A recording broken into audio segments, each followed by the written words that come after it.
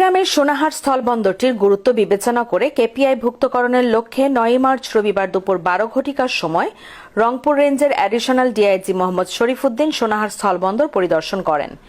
এ সময় উপস্থিত ছিলেন কুড়িগ্রাম জেলা পুলিশ সুপার মোহাম্মদ মাহফুজুর রহমান, কুড়িগ্রাম সেনাবাহিনীর camp commander captain Safayet Hossain, জাতীয় গোয়েন্দা সংস্থা এনএসআই কুড়িগ্রাম জেলার সহকারী পরিচালক মোহাম্মদ উজ্জ্বল মিয়া, সোনাহার স্থলবন্দরের সহকারী পরিচালক মোহাম্মদ আমিনুল হক ও ভুরুঙ্গামারী থানার অফিসার ইনচার্জ ওসি হেলান আল মাহমুদ। উল্লেখ্য, সোনাহার স্থলবন্দরটি কুড়িগ্রাম জেলার ভুরুঙ্গামারী উপজেলা সীমান্তে অবস্থিত। সোনাহার স্থলবন্দরের বিপরীতে ভারতের আসাম রাজ্যের ধুবুরী জেলার গোলকগঞ্জ সীমান্ত অবস্থিত।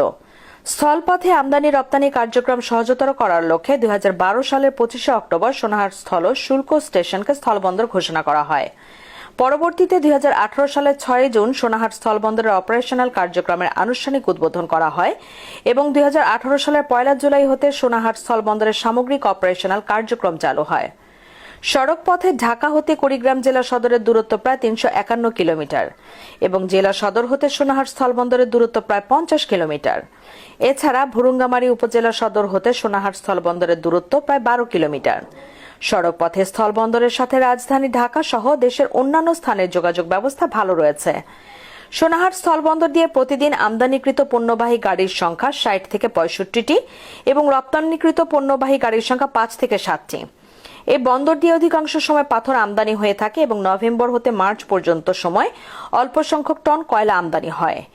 এছাড়াও ভুটানে উৎপাদিত ও প্রক্রিয়াজাত সকল পণ্য, সুতা ও আলু ব্যতীত তাজা ফল, ভুট্টা, গম, চাল, ডাল, পেঁয়াজ, রসুন, আদা, খৈল, টিম্বার, বীজ, শিলপাটা, সুপারি, ফ্লাই অ্যাশ, কাঁচা তুলা, তেঁতুলের বিচি, ভুসি, মরিচ ও মশলা আমদানি হয় এবং বাংলাদেশে উৎপাদিত সকল পণ্য রপ্তানি হয়। সোনাহার স্থলবন্দরের গুরুত্ব বিবেচনায় স্থাপনাটি কেপিআই ভুক্ত করার জন্য রংপুর রেঞ্জের অ্যাডিশনাল ডিআইজি প্রশাসন ও অর্থ মোহাম্মদ শরীফুদ্দিন সহ পরিদর্শন টিমের সদস্যগণ পুরো স্থলবন্দর পরিদর্শন করে বিভিন্ন নিরাপত্তা বৈশিষ্ট্য পর্যবেক্ষণ করেন।